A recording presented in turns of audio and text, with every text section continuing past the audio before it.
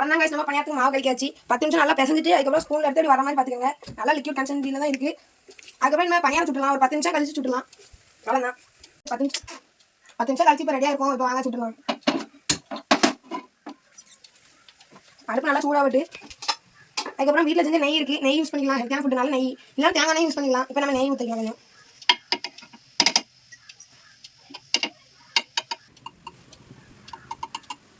அதனால நெய் ஊற்றியாச்சு. இனிமேல் கொஞ்சம் ஹீட் ஆனதுக்கப்புறம் அப்படியே இது பனியார மாவு ஊற்றிடலாம். அப்புறம் பனியார மாவு எடுத்துக்கலாம். கல் நல்லா சூடாகிட்டு இனிமேல் பனியார மாவு ஊற்றிடலாம். இந்த உள்ளேருந்து கலக்கி எடுக்க வேண்டாம். நம்ம மேல் டாப்லேயே எடுத்து லைட்டாக ஊற்றிக்கலாம். ஊற்றலாம் இல்லை நிறைய ஊற்றிடாங்க. உள்ளே வேகாமல் இருந்துடும் மாவாட்டம்.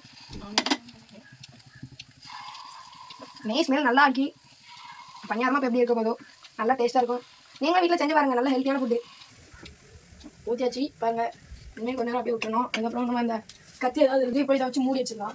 அதுக்கப்புறம் ஒரு 10 நிமிஷம் கழிச்சு நம்ம இதை ஓப்பன் பண்ணி பார்க்கலாம் எப்படி வந்துருக்கு. அதுக்கப்புறம் பருத்தி போட்டுட்டு ஒரு 10 நிமிஷம் வச்சுட்டு அதுக்கப்புறம் கொஞ்ச நேரம் வச்சுட்டு அதுக்கப்புறம் இப்படி எடுத்துக்கலாம். எடுத்துகிட்டு இப்போ அது வெந்துட்டா நம்ம பார்க்கணும்.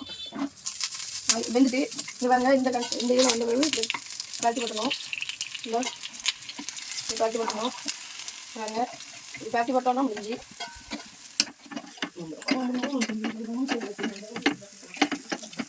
ரைஸ் அவ்வளோதான். திருப்பி போட்டுட்டு ஒரு 2 நிமிஷம் மூடி வைக்கலாம். மூடி வச்சு திரும்ப மூடிடணும். அவ்வளோதான் ரைஸ் 2 நிமிஷம் ஆகிட்டு திறந்து பார்ப்போம்.